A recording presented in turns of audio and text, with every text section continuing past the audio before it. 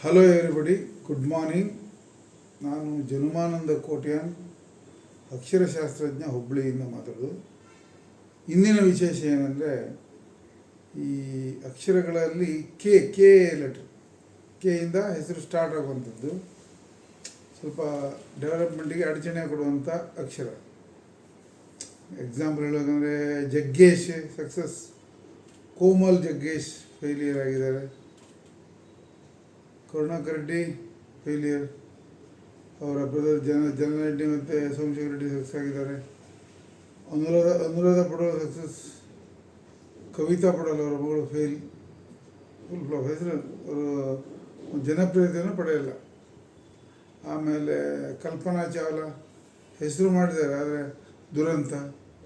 ಕಲ್ಪನಾ ನಟಿ ದುರಂತ. ಹಾಗೆ ಬೇಕಷ್ಟು ನಿಮಗೆ ಕೆಯಿಂದ ಸ್ಟಾರ್ಟ್ ಆಗುವ ಹೆಸರುಗಳು ಸಿಗುತ್ತೆ. ಹಾಗೆಯೇ ಆಮೇಲೆ ನಿಮಗೆ ಹೇಳಬೇಕಂದ್ರೆ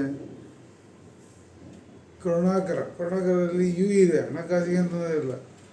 ಅದೇ UPJ ಇದ್ದರೆ ಪರವಾಗಿಲ್ಲ, ಕೆಯಿಂದ ಸ್ಟಾರ್ಟ್ ಆಗೋದು. ಕಪಿಲ್ ಶರ್ಮಾ, ಆದರೆ ಅವರಿಗೆ ಅಂಥ ಪ್ರಾಶಸ್ತ್ಯ, ಕಪಿಲ್ ದೇವ್ ವರ್ಲ್ಡ್ ಕಪ್ ಹೊಡೆದಾಗ ಅಂಥ ಪ್ರಾಶಸ್ತ್ಯ ಸಿಗಲಿಲ್ಲ.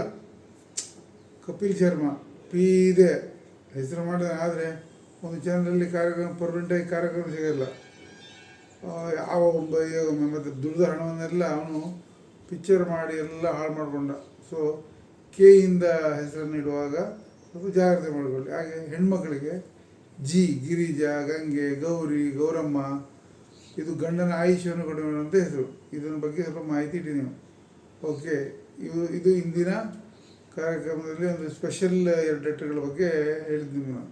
ಥ್ಯಾಂಕ್ ಯು, ಎಲ್ಲರಿಗೂ ಧನ್ಯವಾದ.